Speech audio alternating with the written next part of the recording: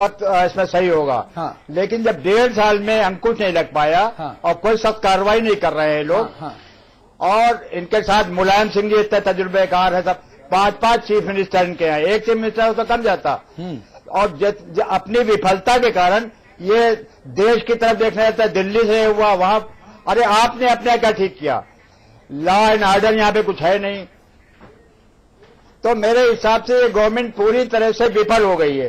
जितनी जनता को आशाएं थी उत्तर प्रदेश की, वो पूरी नहीं उतर रही है। ठीक है। रविदास मेहरोत्रा जी, अभी 3 दिन पहले माननीय मुलायम सिंह जी ने सपा के उन प्रत्याशियों के साथ एक बैठक की जो आगामी लोकसभा चुनावों में माननीय मुलायम सिंह जी को प्रधानमंत्री बनवाएंगे, जो दावे किए जा रहे हैं आपकी तरफ से। उसमें उस लोकसभा क्षेत्र के उम्मीदवार भी थे और उस लोकसभा क्षेत्र के तहत आने वाले विधानसभा में हारे हुए प्रत्याशी भी थे और लोकल नेता भी थे। उनमें सब में समन्वय कैसे बने, ये मुलायम सिंह जी की कोशिश थी कि भाई बनवाया जाए। यूपी संभाल नहीं पा रहे, भाई साहब बात तो सुन लीजिए। समन्वय बनाने की प्रक्रिया में माननीय मुलायम सिंह जी का समन्वय खो गया। वो इस कदर फट पड़े आपसी अंतर कलह देखकर, बोले सब चुप हो जाओ, सबको निकाल बाहर करूंगा वरना। रविदास जी, ये हुआ था कि नहीं हुआ था? और वहां पर भी जो बातें थी वो ट्रांसफर पोस्टिंग को लेकर थी, सपा में अंतर कलह को लेकर थी, हमारा जो सिक्का है वो अगले के सिक्के से भारी कैसे हो ये जाहिर करने को थी। जब इतना कंफ्यूजन होगा तो अधिकारी किसकी बात माने भाई? आपके कैराना के जो लोकसभा के उम्मीदवार हैं नाहिद हसन, वो एसडीएम के साथ गाली गलौज करते हैं, लेखपाल पटवारी की कॉलर पकड़ लेते हैं और कैसे कैसी गालियों से नवाजते हैं उनको। अधिकारी कैसे काम करेगा भाई, बताइए तो जरा। देखिए, जो पहले आपने बात कही कि प्रदेश कार्यालय जो बैठक हुई थी, उसमें लोकसभा के प्रत्याशी और विधायक लोग थे। उस समय लोकसभा चुनाव की तैयारी के बारे में रणनीति बनी। मुलायम सिंह जी ने कहा कि नहीं कहा आप लोग अपने मतभेद सुधारिए वरना सबको बाहर निकाल दूंगा? नहीं, ऐसी कोई बात नहीं कही गई। मैं एसएमएस दिखा दूंगा। वहां पे 2 विधायकों के एसएमएस मेरे पास आए थे, मैं नाम कोट कर दूंगा भाई साहब, जिन विधायकों ने मुझे एसएमएस किए थे बैठक के भीतर से। एक जो लोकसभा प्रत्याशियों की और विधायक लोग थे जिस क्षेत्र के, उनकी अलग अलग बैठक हुई थी। नहीं, जो वहां पे मुलायम सिंह जी ने नाराजगी जताई कि नहीं जताई? नहीं, मैं एसएमएस दिखा दूंगा अभी इसी वक्त।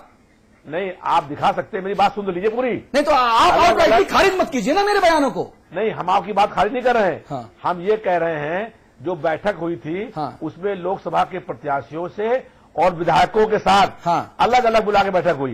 एक लोकसभा सीट पर जो प्रत्याशी है और जो विधायक हैं उनको बुला करके अलग अलग बात हुई। विधायकों की समस्याएं, जनता की समस्याएं, जो और क्षेत्र की समस्याएं हैं उसके बारे में बातचीत हुई। जो विधायकों ने अपनी परेशानी रखी कि यहाँ पर अधिकारी बात नहीं सुन रहे हैं, यहाँ पर विकास का काम नहीं हो रहा है, वो बात सुनी गई। जो विधायकों ने और अपनी बात रखी उनको सुना गया। जो आप बात कह रहे हैं किसी प्रत्याशी के बीच में ऐसा हुआ होगा, लेकिन लोकसभा का प्रत्याशी और विधायकों की अलग अलग बैठक हुई थी। अरे भाई, मुलायम सिंह जी नाराज हुए कि नहीं हुए? इस विषय को छोड़ो, रविदास रविदास भाई, बाबू जो है, नौकरशाह जो है, वो विधायक की नहीं सुन रहे, सांसद की नहीं सुन रहे, मंत्री की नहीं सुन रहे, तो सुन क्या वो डॉक्टर चंद्रमोहन की रहे हैं? किसकी सुन रहे हैं? ये हमको बुला लीजिए, हम अपनी शुरुआत कह रहा हूं जी। आज जो है मुख्यमंत्री लगातार ये प्रयास कर रहे हैं, सरकार ये प्रयास कर रही है कि नौकरशाही ठीक से काम करें। नौकरशाही ठीक से काम नहीं कर रही है, नौकरशाही बेलगाम है। तो निकाल बाहर क्यों नहीं कर देते? इसलिए देखिए, जो व्यवस्था बहुत लंबे समय से खराब चल रही है उसको ठीक करने में। अरे भाई, जिस संघ में गैंग्रीन हो जाए उस संघ को काट के फेंकते हैं कि नहीं फेंकते? 1.5 साल में संस्था जो सरकारें पहले रही हैं उन सरकारों में भी अधिकारियों ने क्या आज भी यूपी की सरकार मायावती चला रही है? 1.5 साल हो गया। ना रविदास जी, क्या आज भी यूपी की सरकार बहन कुमारी मायावती जी चला रही है? नहीं, सरकार चला रहे हैं सरकार। ये जवाब मुझे हजम नहीं हुआ। अधिकारी वहां बना भी रहेगा और आपकी सुनेगा भी नहीं, तो फिर आप लोग वहां पर क्यों बैठे हैं? सुविधा शुल्क के बगैर नहीं हो रहा है। ये भाई ये गजब बयानबाजी है, ये गजब समीकरण है। अरे भाई ये कोई पति पत्नी थोड़ू हैं, और पति पत्नी भी लड़ते हैं तब भी तलाक हो जाता है। आप लोग साथ रहेंगे भी, अधिकारी आपकी सुनेगा भी नहीं, आप अपनी सुनाएंगे भी नहीं, और विकास अवरुद्ध रहेगा। अधिकारियों को ठीक से देखिए, अधिकारियों को ठीक से काम करना पड़ेगा। अगर अधिकारी ठीक से काम नहीं करेंगे तो फिर उनके खिलाफ कार्रवाई होगी। 18 महीने तो हो गए, अधिकारियों के खिलाफ कार्रवाई करने के लिए आपको पहले क्या सही जगह चली थी? सरकार के बड़े बड़े लोग केवल रो रहे हैं, और दागियों की सरकार है ये। नहीं, सरकार के बड़े बड़े लोग केवल रो रहे हैं, केवल घरियाली आंसू बहा रहे हैं। फला अधिकारी ये नहीं करता, फला अधिकारी वो नहीं करता। मैं कहता हूं वो अधिकारी अपने पद पर बना क्यों रहता है? फिर क्या मजबूरी है आपकी? क्या पीछे से मिठाई खिलाता है आपको वो? नहीं मिल रहा है। नहीं, वो किसी का चहीता होता है। यही मैं कह रहा हूं, जो आपकी सुनता नहीं वो वहां बना क्यों? अगर शिवपाल जी की जो बात है वो किसी जिले का कप्तान या कलेक्टर नहीं सुनता तो वो किसकी सुनेगा? आजम खान की सुनेगा क्या? वो राम गोपाल की सुनेगा क्या? वो अखिलेश की सुनेगा क्या? वो मुलायम की सुनेगा क्या? अलीगढ़ में विधायक के खिलाफ आरी रिपोर्ट कराता है, क्या होगा इस समाजवादी पार्टी का? आरी रिपोर्ट करा रहा है। रविदास जी, लग रही है रविदास जी अगर समाचार प्लस के दफ्तर में कोई कर्मचारी काम करता है और वो अमिताभ अग्निहोत्री जी की या मेरी नहीं सुनता है तो हम दोनों उसको निकाल के बाहर कर देंगे ना। वो यहां रहेगा भी और अमिताभ जी की सुनेगा भी नहीं, ऐसे नहीं चलेगा ना भाई। यही सरकार के ऊपर भी लागू होता है। कोई काम करता है, वो आपकी बात सुनता नहीं, उसको आप निकाल सकते हैं। लेकिन जैसे मान लीजिए एक पूरे उत्तर प्रदेश के अंदर एक इंस्पेक्टर है और एक इंस्पेक्टर में मान लीजिए 900 सुन नहीं रहे तो काम तो नहीं होना है। आपकी है तो जब ये नाकामी आपकी है, ये नाकामी आपकी सरकार की है। पहले आपने बात कही, अरे सरकार इसी बनी थी, बहुत उम्मीद से बनी थी, नौजवान आदमी है, कार्रवाई करेगा। 1.5 साल हो चुका है। हाँ, पब्लिक कब तक इंतजार करेगी? अमिताभ जी मैं भी कुछ कहना चाह रहा हूँ। जी देखिए, मैंने पहले एक बात आपसे कही थी कि सत्ता परिवर्तन हुआ, लेकिन जो व्यवस्था परिवर्तन वो नहीं हुआ। भाई कब तक 1.5 साल हो चुका है। बात सुनिए, हम लोग लगातार ये बात कहते रहे हैं कि संपूर्ण क्रांति हो और लोग कहते थे सप्त क्रांति हो। उसका यही मतलब था कि व्यवस्था बदले, और जो आज की व्यवस्था है वो व्यवस्था बहुत खराब है। अधिकारी निरंकुश है, बेलगाम है। अरे भाई तो अमिताभ अग्निहोत्री जी को लेकर कहिए, मैं बोल रहा हूँ। अरे भाई मैं बोल रहा हूँ आपकी सरकार आपको लगाम लगाने बैठाया गया। अमिताभ जी को ले जाइए यहाँ से, 1 महीने रखिए अपने पास, बैठाया गया था। वो दुरुस्त करके दिखाएंगे आपको कि व्यवस्था दुरुस्त कैसे होती है। गजब बात कह रहे हैं भाई साहब आप लोग। नहीं, एक बात ये बताइए, जो लगातार पहले सरकार रही है, चाहे सरकार किसी पार्टी की रही हो, आप कभी देख लीजिए उस वक्त भी अधिकारी बेलगाम रहे। अरे भाई तो शिवपाल जी को समझाइए ना ये बात। अरे भाई शिवपाल जी को समझाइए, आप ऐसी बात ना कहें। अधिकारी हर जगह हर सरकार में नकारा रहे हैं। होगी तो यही होगा। नहीं 10-5 साल में बेलगाम हुए, कांग्रेस की सरकार में कितना नियंत्रण रहा। चंद्रमोहन कुछ कहना चाह रहे हैं। जी चंद्रमोहन जी। अमिताभ जी, अतुल जी, जब थाने से लेकर और कप्तान की नियुक्ति तक, जब जाति देखकर नियुक्ति होगी, धर्म देखकर नियुक्ति होगी तो यही होगा। और पैसा लेकर, इसके अलावा पैसा लेकर, वो आप जानते हैं वो अंडरस्टूड है, उसको कोई नहीं, किसी को छिपाने की जरूरत नहीं है। सरकार जाति और धर्म की राजनीति का परिणाम है उत्तर प्रदेश की दुर्दशा होना। नहीं, जब आपकी सरकार थी धर्म के आधार पर काम हो रहा था। जब प्रस्ताव ला रहे हैं हर थाने पर रहेंगे। ये निरंतर 10-5 साल से ये चला रहा है। अच्छा सरकार में नहीं, आप लोग एक काम कीजिए, तीनों लोग चंद्रमोहन जी, आप लोग एक काम कीजिए, जरा 1-1 मिनट का मैं वक्त देता हूं, एक दूसरे की सरकार में नाम लेकर बताइए कि कौन कितनी गड़बड़ियां करता था, प्लीज। अच्छा नहीं, पहले मैं एक सवाल पूछूं रविदास भाई से भी और हैदर साहब से भी। डॉक्टर चंद्रमोहन को उस पर बोलने की वो नहीं दूंगा अवसर।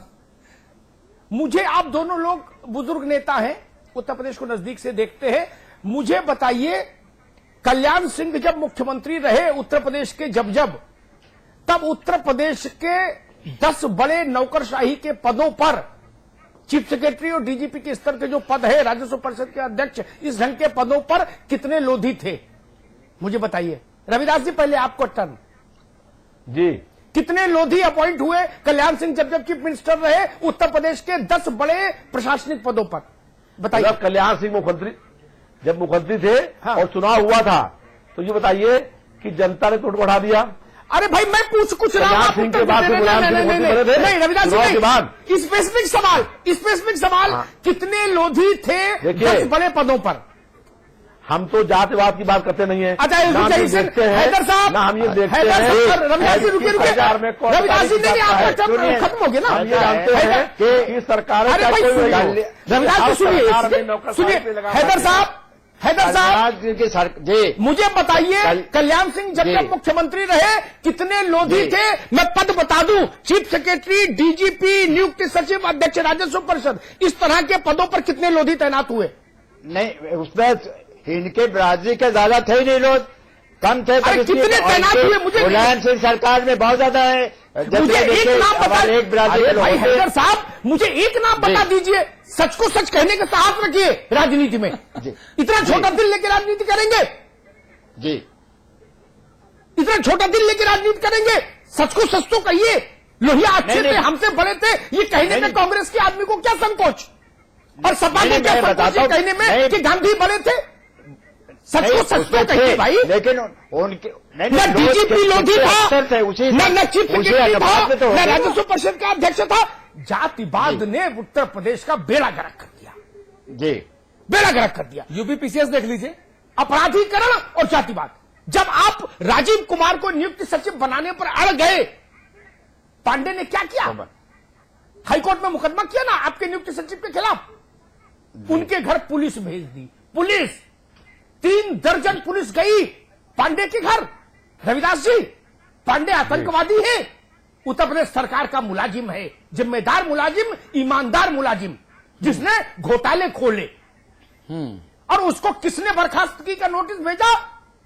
राजीव कुमार ने। वो राजीव कुमार कौन है?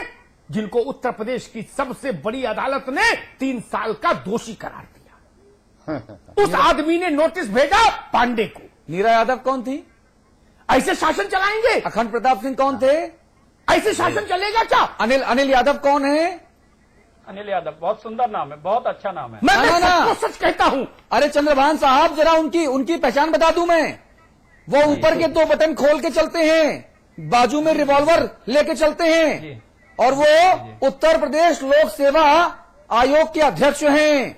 6 साल तक कार्यकाल सदस्य का रहा, अब 6 साल तक अध्यक्ष रहेंगे। हाई कोर्ट ने कैसी लताड़ लगाई, अभी भी अकल ना आई। और एक बात कहूं रविदास जी, ये बात अब उठनी बंद होनी चाहिए उत्तर प्रदेश की राजनीतिक जमात से कि पिछली अकल आने के बाद सुनिए, प्रदेश की जनता अकल ला देगी। पिछली व्यवस्था खराब है, बंद होना चाहिए। बड़ी अदालत एक जनता है। उम्रे दराज मांग कर लाए थे 4 दिन, 2 आरजू में कट गए, 2 इंतजार में 1.5 साल कट गया। और दूसरी बात, 1.5 साल तो इसमें चला गया। मायावती के 5 साल में मैंने माना, आपके मुताबिक, मैं उससे सहमत नहीं हूं, लेकिन आपकी बात अगर मान लूं तो नौकरशाही बिगड़ गई थी। लेकिन उससे 5 साल पहले तो आपकी सरकार थी, तब तो उसका डीएनए शुद्ध होना चाहिए था। उसको साफी क्यों नहीं पिलाई? 2007 नहीं, तब उसको 5 साल साफी क्यों नहीं पिलाई? उसका रक्त शुद्ध होता, हमदर्द की साफी।